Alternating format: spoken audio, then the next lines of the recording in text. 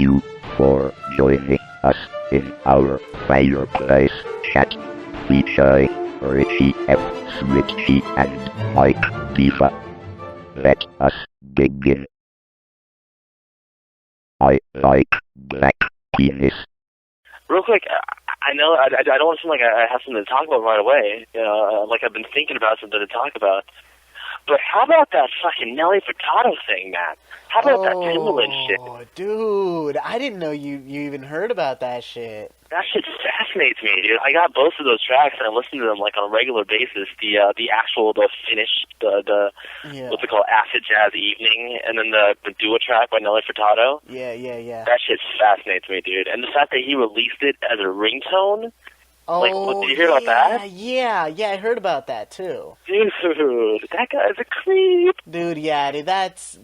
But you know what they're saying? They're saying that he has all these ghost producers that come to him and bring him beats and bring him melodies and shit. And, you know, I guess they're trying to, like, make it seem like, oh, it wasn't him, it was one of his ghost producers who nabbed the track off of the demo scene. And you had no clue about the demo scene, do you? No, see, that's the thing. Like, somebody tried to explain to me, and it still went over my head. I don't get it. It's like a whole bunch of internets or something, like wires and tubes and, like, computers or something. And I don't know. I don't get it. What is this demo scene I've been hearing so much about? Well, check this out, dude. Way before you and me ever made music, or even realized we could make music, a bunch of people were like, hey, let's make some fucking music on our fucking computers. Really? That's how music started, No, but here's the thing, though. When we thought that, we were like, okay, let's go to fucking Kazaa and fucking download, like, fucking music, Fruity Loops and Acid 1.0 and shit like that, right? They didn't have that shit back then. So you had all these geeks when the internet was barely even starting, and the only pages that were up were fucking, you know, I don't know. Quentin Tarantino fan sites and shit, yeah. Exactly, yeah. And Goatsy and shit like that. You know, the old days. Right. And they were just tracks that they'd put together using tracker software. You know what I'm talking about? Like on their old Atari PCs or on their Amiga PCs. Or on their Commodores and shit, Commodores, right? Yeah. So they'd make all these like little tracks, and they never had real instruments. They never had vocals. So they were just literally techno or acid jazz and all these weird electronic shit. This were all underground, like weird electronic shit came out of the demo scene. And strictly internet. Like you'd share them through like IRC or through bulletin boards way back in the fucking day, and it became this subculture that no one really has ever heard of. But there's so much music. So much fucking music, dude. Interesting. No, yeah, somebody totally threw me off on the board there, the what's it called, the V4 board, because somebody posted a picture of like a giant room of a bunch of people on computers. Like they made it seem like the demo scene was like some sort of gala, some sort of event that everybody went to make demos. But that's not true at all. Well, the demo scene has events. That's the thing. So really, and they all get together, and they're all nerds on their fucking computers, and they have little competitions like who can write the coolest song in like 15 minutes right then and there. And all they do is they give you like a PC and like some really crappy like DOS tracking program software to make music, and it's like, you know what it is? It's like the Nano Loop scene or the Game Boy scene, right. But not focused around Game Boys. It's focused around the earliest, like most like bare bones music software that people were writing for, like the Macintosh way back in the day, like what was that? Like the old ass Cubase, or God, there was one. My old boss used to love that program. It was called Programmer or some shit. I don't know. I'm sure it had the word cool in it or fruity, because all cheesy early music software has the word fruity or cool in it. Notator. I think it was called Notator or some shit like that. Yeah, but you know. It's really called like Fruity Cool Notator 6.0. Exactly. And then like they got embarrassed about the fact that they named their program Fruity Cool, so they changed it to FC Notator. No. And then Adobe bought that shit because Adobe buys everything. Right. And it changed it to fucking like Olivian or like Avion, because that sounds much cooler than super fucking cool Notator. Exactly. And they're all registered to Peter Quistgaard for some reason. Oddly enough, Peter Quistgaard is a very... Yeah, he's a mogul. It's a very prominent name in the cool industry. Oh, dude, see, you remember, dude, that shit. I was talking to some kid. I was talking to some kid, and he was like, "Yeah, man. So everybody thinks that, like, you know, Mike D taught you everything about music." No, I've heard the opposite. Really? No, well, I heard that. I've heard so many different things. Like even on the board alone. Like I'm in this. I don't know what thread it was, but I decided not to even touch it because, like, there'd be no point in, like, okay, like, let's see, like, quoting every single person that said something different and be like, no, you're wrong, it was more like this. Okay, no, it was more like that. I just decided it'd be more interesting, just to see how far-fetched these stories can get and just let themselves play out. Fetched, dude. Like, I told this kid, I was like, you know what? Just go to Mike and just say 2 words. Peppy Tonic. Yeah. Just say Peppy Tonic, dude. Well, actually, what got me started in the electronic shit is when I was actually in my metal band. That's the reason. When I was like, you know, a wee Mike Diva, 14 years old, and I was in this hardcore new metal band, as you know, Scufflery. Yeah. Yes. And no, hold on. Where did that come from? Scufflery. Where did Vincent Flaw come from? That's true. You know me and my stupid nonsensical names. Anyways, but I digress. So. You know, the Discovery, and I kept on trying to bring it. I bought a sampler. I think I got the same one that you got, the SP505 or 504 or some shit, right? You got the 505. I got the 303. Okay, that's right. I got the Groove Master Boss sampler or whatever. Yeah. And I got took these little electronic beeps and stuff like that, you know, I made like in some weird program. I forgot which one, but like really shitty sounding, cheesy stuff. You know, and I try to bring that to band practice with me every time, and like I try to slowly work it into our songs. And of course, the metal guitarists and the metal bassists weren't really too hot on that because anything that wasn't guitar was, you know, gay. So that's the whole reason why the band broke up in the first place, because I was trying to make it like some sort of industrial pop band, and they weren't going with that whatsoever. So that never worked out. And then I heard about you, you know, and oh wait, hold on, just to make this point. For everyone listening right now, where are they now? They're at church. They fucking repented. They turned into super Christians, and they're all not doing anything anymore. No, dude, no. All of them turned super Christian, and they all go to the same church now, and they stopped making music. See? We had the right idea. We still doing this shit. Where the fuck are they? Where the fuck are they? What is Discovery now? Okay, so to continue the Vincent Foss story, let's set the record straight. What? Let's set the record straight. Let's dude, fuck yeah, clear everything up. So for a while, Max was actually my ghostwriter. For the first self-titled EP, Max actually wrote the whole thing. Wait. You mean like ghost writing, like? Oh, okay, I get it. Yeah. That hyphy shit. You ride in the fucking car and then you jump out and jump on it and then you. No. Yeah, I get that. No, dude, it's cool. Dude, I'm down with the scene, dude. I know y'all kids from Elk Grove. I know y'all shit from Sacramento. Shit straight hyphy. I know that shit, dude. I'm down. We ghost ride. No. What? No. I'm talking about the character, the Marvel character, on a motorcycle with the skull for a head. He was actually Ghost Rider. Oh, that shit with Nicolas Cage right now. Yeah. That shit with Nicolas Cage. Oh shit. Oh man, sorry man. Shit. I'd make a Ghost Writer reference. Do you remember the show Ghost Rider? The flashlight, the ghost on the wall. Remember that? What? Do you remember that? There was this show called Ghost Rider, WRITER, and it was this ghost. Do you remember that? No, I don't fucking know, dude. I was in Mexico, dude. Fuck, dude. I was busy. You remember Degrassi? Dude. What? You remember Degrassi? I remember, because Degrassi, dude, we got that shit straight from Canada, dude. Fucking dubbed into bad Spanish, dude. Dude, you gotta get up. You gotta get up on this new season, though. Nah, dude, that new shit, I don't like that shit, dude. It's too. Nah, it's dude, too white, come on. Me, Max, and Alexis are all about it. We are all about it.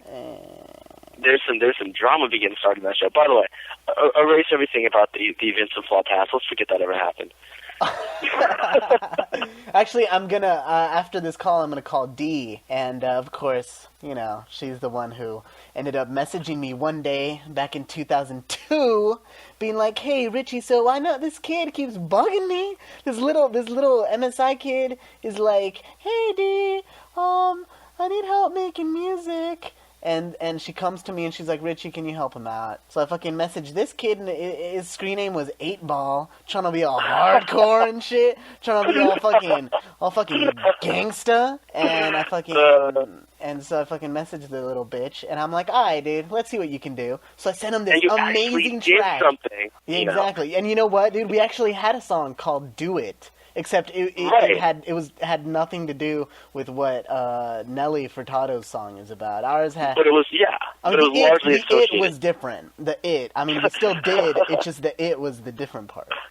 The it was capitalized. Exactly. And, you know, yeah. The do was you know lowercase. what? But it was still done. That's the whole point. Right. By the end of the track, and we did it. We did it. The next track, another hit track we had was "Did It," in which we did in fact do what we were talking about in the song "Do It," and that happened. So I sent him this amazing track called Peppy Tonic, named after one of the items in Kirby. Yeah, it's like a drink that you drink in your Kirby, and it fucking replenishes your health. That story that I just said about Kirby is way more interesting than the actual track ever was, because wait. We have two versions of this tape. We should actually set the record straight real quick. All right. Because I don't think there's a part of the story that you don't know. Oh. Okay, so basically what you just said, this is true. And I needed some electronics because I didn't know, what to use to make these electronics with. I didn't have Fruity Loops or anything like that. So Richie was kind enough to actually make a track for me to make into a song. And so I brought this track to my drummer from our old metal band, Scubblery, okay? Because the drummer and I were always the closest. Like, the guitarist and the bassist were like, but like me and the drummer were cool, right? Yeah. And so I posted this ad everywhere looking for a guitarist, right? Yeah. And I'm not even making this shit up either, dude. I'm not even making this shit up. Right. I actually posted an ad, and I had everybody look around for a guitarist for me. And I finally found this guy, right? And so I sent him the track online. He's like, yeah, I can totally work out some guitarists for this, right? And so we decided to meet up a week later. So I gave him some time to work on the song. Yeah. We meet up a week later in the garage. Okay, we set everything up. And I played Peppy Tonic. Yeah. And it was the most awkward band practice I've ever had in my life, because it was so like nobody was into it at all. Like the drummer was like, I was just like, you can jump at this part and then like stop and like you have to do like 2 hits on this part, and he's like, wait, okay, I think I got it. Like you could tell like he just didn't give a shit, and neither did the guitarist. The guitarist was like sitting there in a chair, like kind of like jamming. Like he wasn't even actually playing anything to it. He was just like kind of going off on his own little tangent, and like it was such like a delayed like 2-hour practice. Like we just sat there, and like all of us knew it wasn't gonna work, No. And so it's like I was like, all right, man, that was pretty cool. I'll give you a call, and I never gave him a call. Oh, that's horrible. Dude, it's painful just to hear that shit, and you know why? Because I've had situations like that, dude, where it's just... Because you know how awkward that shit was. You know, fucking me and Kirk, me and Kirk and Louis Zavala of the Squirrel Army fame, we were doing some shit together way back in the day, dude. And, and of course, Lewis is just a character, and so we kind of snuck around behind his back and talked to this other guy to do guitars for us, maybe to come over and, like, work on some of our shit. You know, if he sounded better and he was, like, less of a crazy-ass motherfucker, we'd fucking move him in, right? And, well, we were jamming about, and first of all, it was awkward as fuck, because the guy, he decided to rewrite all our songs. Because he was a Jimi Hendrix nut, so he was doing all these fucking lead solo shit, dude. And me and Kirk were just looking at each other like, okay, let's just go with the flow. But here's the best part, dude. Lewis walks in. No. He walks in at Kirk's house. He showed up, dude, and like he went upstairs, and the door was unlocked, and he walks in, and he's like got his stuff and shit. And God. Yeah, and he looks at me, and I look at Kirk. Kirk looks at me. I look at the other guitarist. The other guitarist doesn't even know who the fuck that is. He just keeps playing. And Lewis it's just the look in his eyes. But it's like walking in on you cheating on your wife cheating on you. Like on your wife cheating. It's the same shit. Seriously, his girlfriend's dick. Your dick could have been in his girlfriend's mouth. And it would have been the same reaction. It would have been the same reaction. Yes. He would have been just as heartbroken. Because I know. Oh my God, dude. Isn't that amazing? Yeah, what happened? How do you solve this dilemma? The dilemma? Well, of course, the guitarist fucking sucked, so we never called him back. And Lewis, he was Lewis. Let's just put it that way. Yeah. Lewis called me. Actually, this has nothing to do with the interview. But Lewis, side note, nobody gives a shit. Nobody gives a shit out in our Rainbow Family podcast land, so I'm sure this probably left out. But Lewis called me a couple weeks ago.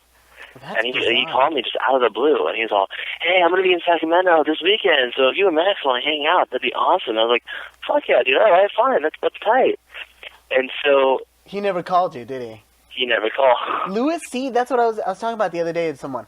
Lewis is amazingly consistent with his inconsistency, dude. It's very true. Because you can depend on it. You can depend on it. We make plans, and then when the weekend happens, and I'm thinking to myself, man, Lewis is gonna come over, and I'm kind of tired, and I kind of don't want to have guests and shit. And then I think to myself, wait a minute, he's the preeminent flaker. And so I go and I, put on my pajamas and watch TV, and it's beautiful, dude. It's beautiful. And then he calls me in the next week, and he's like, "Hey man, sorry I couldn't make it, but I was juggling." Because that's what Lewis does. He's still doing that too. Yeah, he's the only person who's a genius musician and yet makes a living, a literal honest living, juggling. That makes me sick. You can't even you can't even be a kid and say that you want to be a juggler and actually be a successful juggler. How does that happen, dude? How do you take that seriously? How did he get a girlfriend? I mean, I juggle. I don't know, dude. But you know what, dude? Literally, it's bizarre. His dream for a while was to join the circus. That's a joke, dude. That is a joke to join the circus. You don't actually, want to join the circus, but that's his dream. That's what you do when you run away from home, when your parents are yelling at you too much. Exactly, dude. Okay, wait. Let's give this material. Let's give some more material, some more fodder, some more pizzazz. I tried to come up with a good story, a good fake story for the background, and I can't come up with anything good. So let's talk about something else. I think you said the word penis at one point during this conversation, and so I'm just going to cut that and sample it.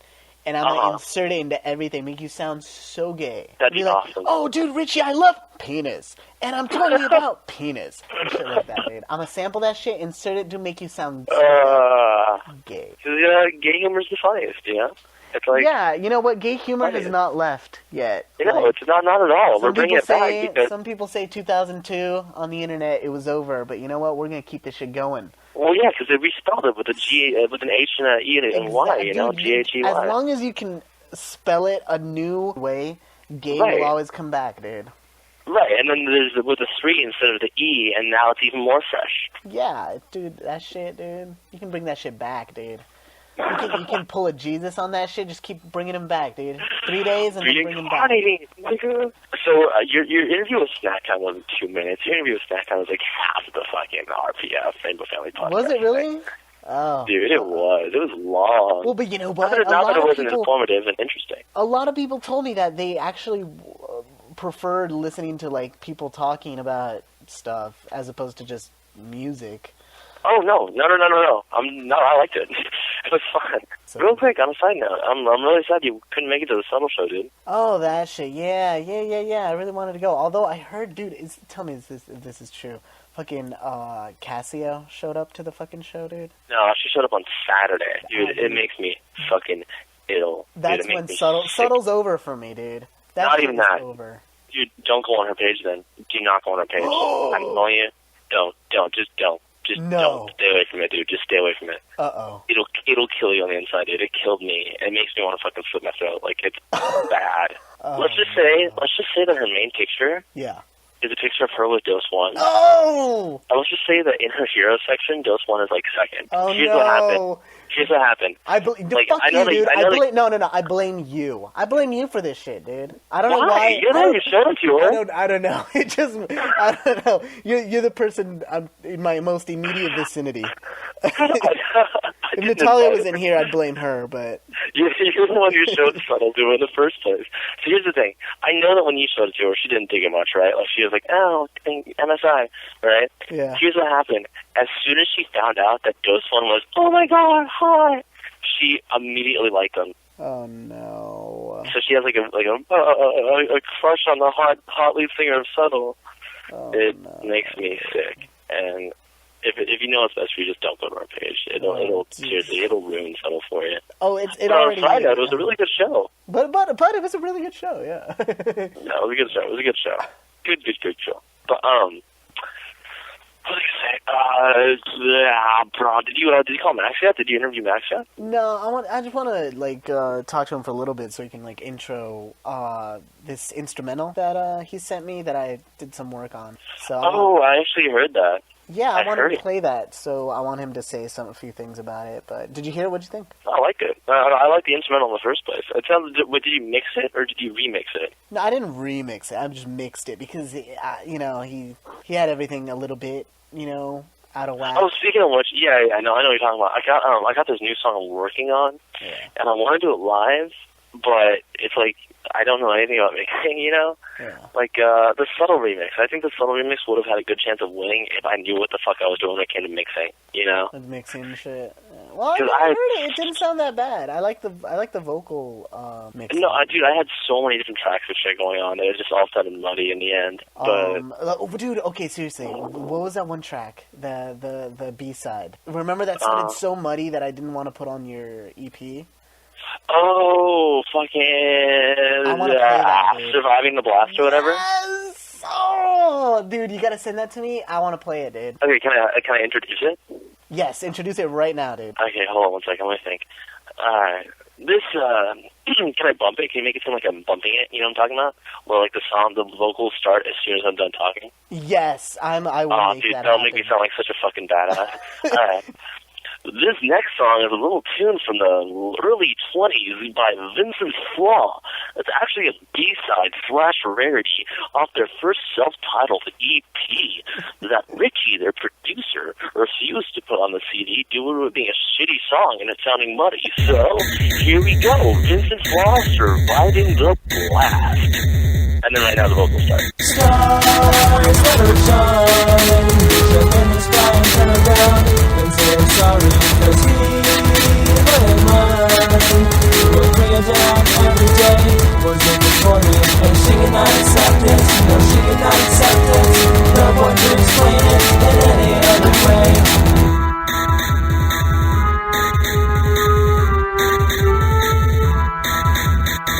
If passion fades and life goes down, I wonder if I would survive the blast. All of this time that has gone by would make it harder to forget the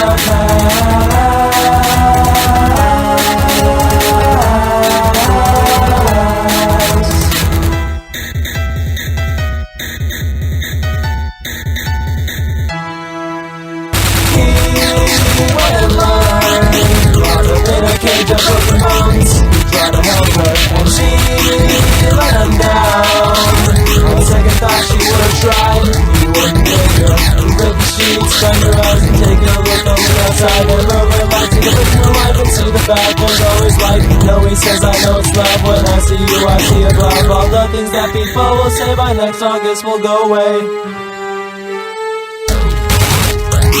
The passion fades and life goes down. I wonder if I would survive the blast.